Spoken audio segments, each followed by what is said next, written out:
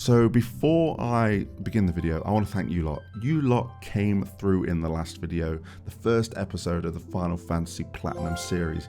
You reminisced, you shared your thoughts on Final Fantasy 1, whether you liked it or hated it, didn't mind it, your thoughts on the Pixel Remaster, your favorite version of Final Fantasy 1 to play. You shared your tips and tricks amongst others in the comment section below, and it was really a kind of pleasure to read through all the comments. So I'm hoping that we can keep that up for Final Fantasy 2. Of course, this is the Final Fantasy Platinum series.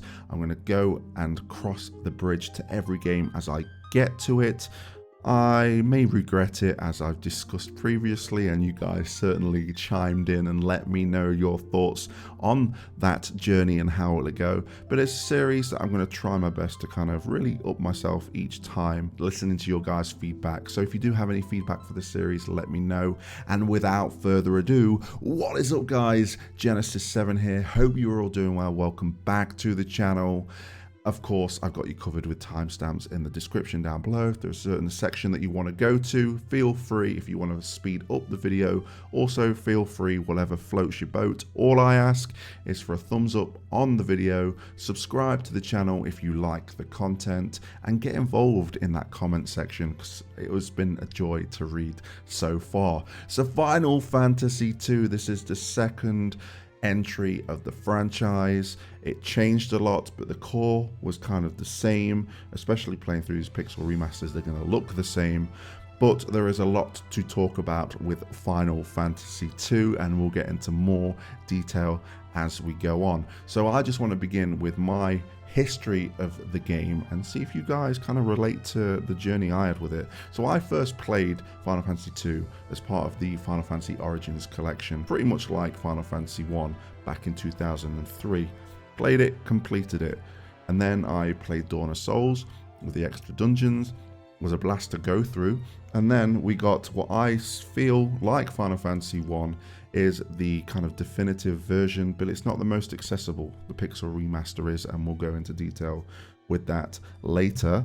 But yes, that is my journey with Final Fantasy 2 in a nutshell. Overall thoughts, if you want to know about it, I think it's alright, and going through it one more time in the Pixel Remaster, it's not that bad. So let's start talking about Final Fantasy 2. Let's start off with this story, because this is definitely more flushed out than Final Fantasy 1. We have characters that are already named: Firi and Maria, Guy and Leon. They lose a battle, and it's this just big resistance group going against the Empire. And that is pretty much the crux of the game when it comes to the story. A bit more of a solid story. You have a plethora of characters, including a lot of side characters that will join your journey, with a little bit of backstories as well. Definitely a step up from Final Fantasy 1, because we now have more personality in the world and its characters and its places. And you know what? The story isn't that bad. So like I mentioned, we have side characters that join the team through parts of the story. These mostly encounter the same fate. For the sake of spoilers, I won't spoil it, but you guys know what I'm referring to when I talk about these side characters. But it's definitely a unique way of segmenting more characters into the story as you kind of travel along with them, and they add to the overarching story. I think that's everything I want to touch on when it comes to the story and its characters. I don't want to touch on it too much, because again, we could be here forever, but I respect your guys' time. So we're going to move on to a system that kind of connected itself to the story, but wasn't a pleasure to have for gameplay, and that's the keyword system. Wow, I put up a poll of 4 things that you guys hate about Final Fantasy 2. What's the most annoying, I think, was the question. And this was amongst the 4 of the answers, the keyword system. So what you do in Final Fantasy 2, to progress some of the story, you need to learn certain keywords and ask certain characters about this keyword, so they either progress the story or give you another keyword to then ask another character. It can be quite tedious, it can be quite a chore, and it's definitely a thing that I don't like about the game, because sometimes you can really get lost where you need to go. But talking to some NPCs in the towns, going back to some of these main characters, can give you kind of like a clear direction to go. But I really think the keyword system, there's a reason why we have not seen it in its form again since Final Fantasy 2. So you're going to have to let me know what you think about the keyword system. We have a new world to explore, and like I mentioned within the story, it's a lot more flushed out. A thing that I really liked is when you kind of enter the world map for the first time, you have an airship flying past you. Though we will get to know who owns this airship further on in the story, it's nice to see this world a bit more full of life and things that are happening in that world. And as the story continues, the world begins to change, and it's a nice little touch that I really enjoyed. Speaking of exploring the world, you will eventually come across the Chocobo Forest. This is the debut of the Chocobos, and we have seen it in every single numbered title since, and they're here. They just serve a simple purpose of getting you across the world map a little bit faster without coming across any random encounters. Now that may kind of like hit itself in the head when we talk about the Pixel Remaster boosts, but vanilla Final Fantasy 2, you have a Chocobo to go from A to B much faster and with less hassle. Speaking of encounters, let's touch on dungeons. Now, this was also in the... I sighed. There's a reason why I sighed. But dungeons, it was another thing I put on the list of 4 of the most annoying things in Final Fantasy 2 because of the layouts. I have never seen so many empty rooms in my life. Now, if you're not following any kind of guide for kind of getting a treasure or trying to find treasure, you're going to be very curious in these dungeons and going through all of the doorways that you see and be greeted by literally like a 6x4 room with nothing. And it will get to the point where you will not want to explore these rooms, but then realize when you get into later dungeons that to progress in these dungeons, you have to go into one of these rooms to get to the next floor. So the dungeon layouts can be quite frustrating, but what makes the dungeons even more frustrating, Jen? Whoa, I'm glad you asked, because I'm going to tell you, the random encounter rate. I was playing this, the Pixel Remaster, and the amount of random encounters is crazy. Very, very high. I heard that they reduced it for this version. They clearly have not reduced it, and it can be very, very frustrating. For example, you're in a dungeon, there's 2 doors that are rather close. You've just come out of one empty room, and you want to go to another, probably empty room, and it's probably around 8 steps away. You go 1, 2, 3. It's another random encounter. So this will be something that we'll be thankful for in the Pixel Remaster when we talk about it. But random encounters are probably my most frustrating thing about Final Fantasy 2.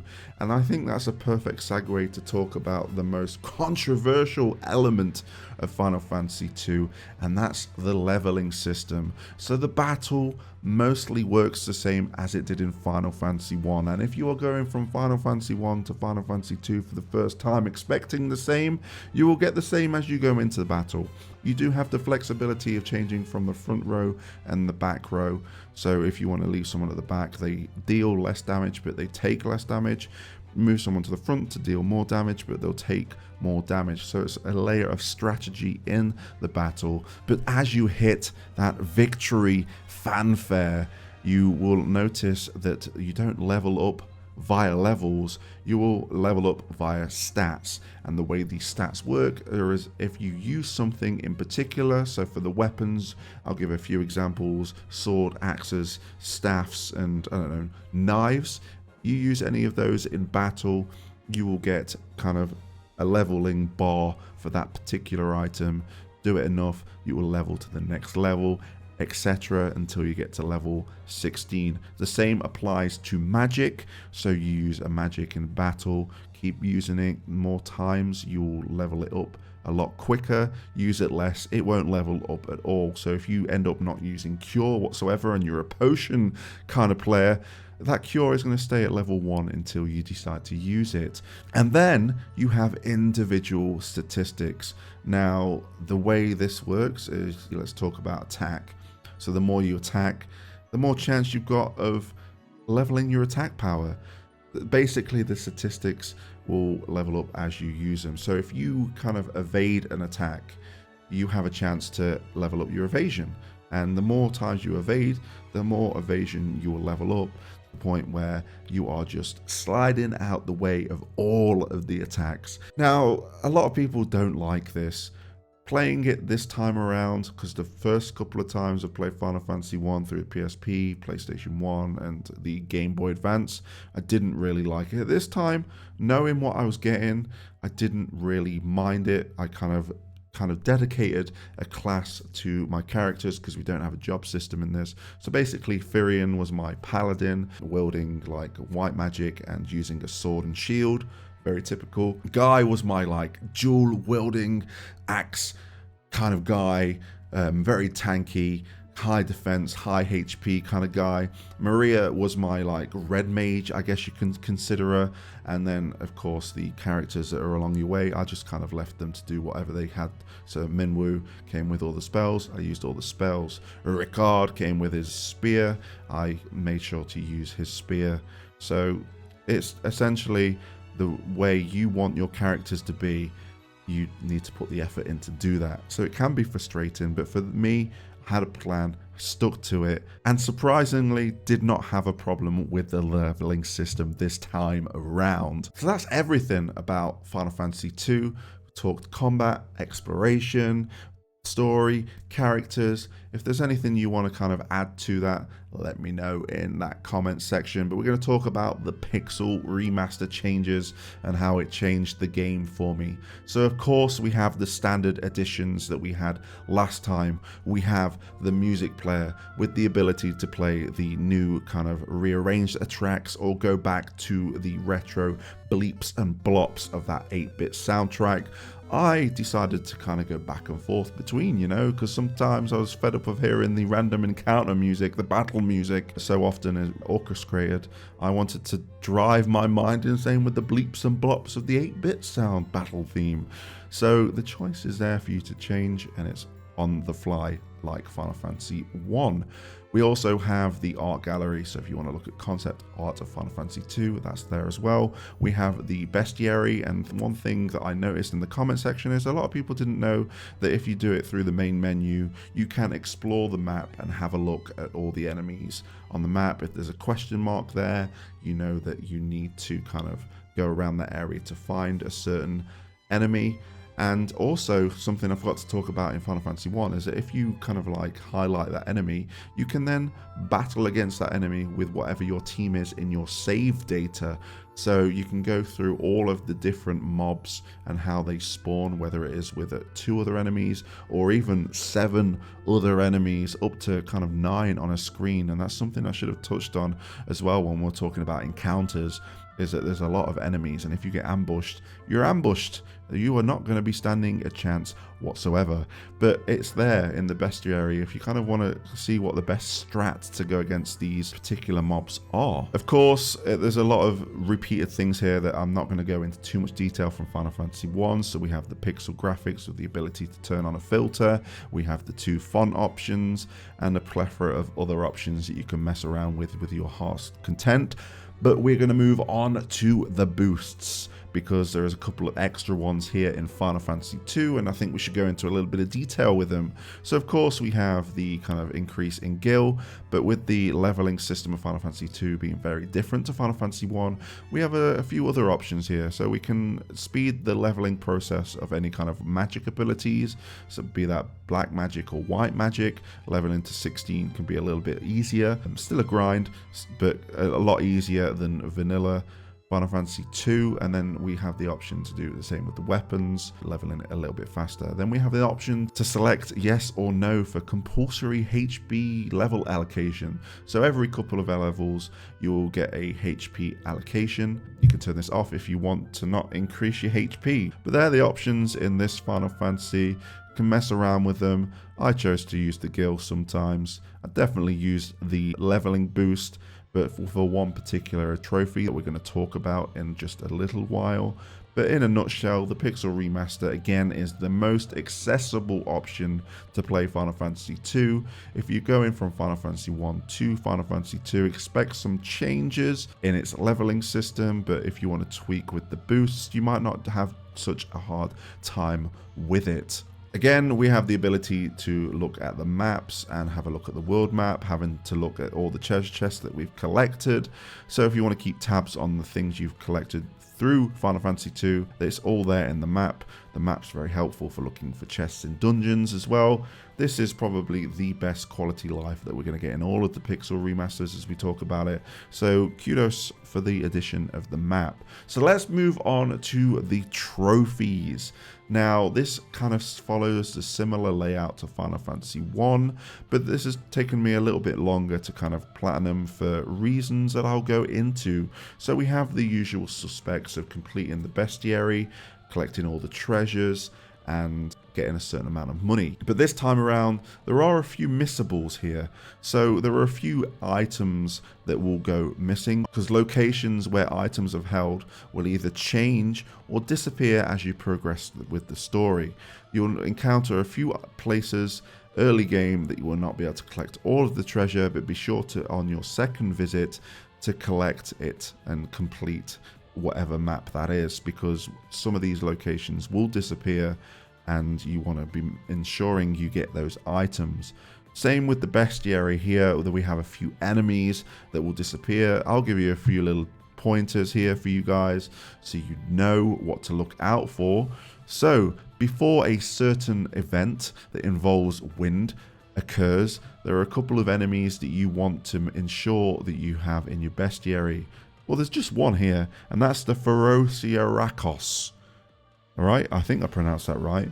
But essentially, once a certain thing appears, you want to ensure you've got this item. So the best place to do this is when you're in a desert on your way to the Dreadnought, without going into too many spoilers. And then there's a few other here that will disappear before you reach the Misable Tower. So you have the Killer Fish, the Helldiver, the Buccaneer, and the Sea Serpent. These are all, of course, found in the water. So when you have your ship, yes, you get a ship. Oh no, spoilers.